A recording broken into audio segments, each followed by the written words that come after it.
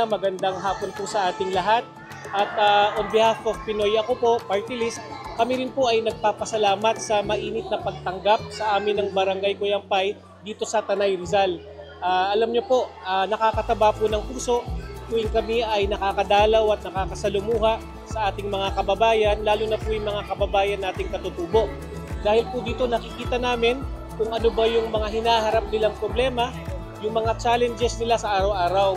At nakakatuwa po at nakakataba ng puso na sa simpleng pagtulong po, sir, nang sila ay matingnan ng doktor, mabigyan ng konting gamot at ng konting tulong, ay tuwang-tuwa na po sila. At dahil dito po, nalalaman din namin kung ano ba yung pwede pa nating matulong sa hinaharap sa ating mga kababayan po. Katulad po ng sinabi nyo, ang intention po ng ating Constitution sa party list system ay para mabigyan ng karampatang representasyon yung mga marginalized na sector na ating tinatawag. Ano po? Kaya ang Ako Pinoy po, na it stands for Filipino. Pinoy Ako, Pilipino, para sa advokasya ng mga katutubo at mga obrero o ng mga manggagawa.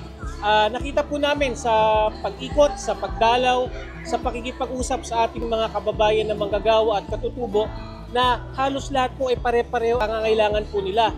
Na ito po ay unang-una, edukasyon.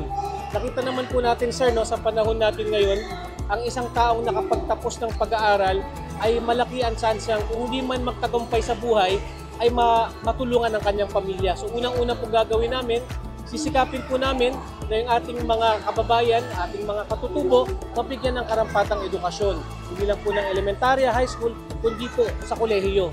In fact, ang pinaplano po ng ating organisasyon, ng ating party list, magkaroon ng isang universidad para sa katutubo.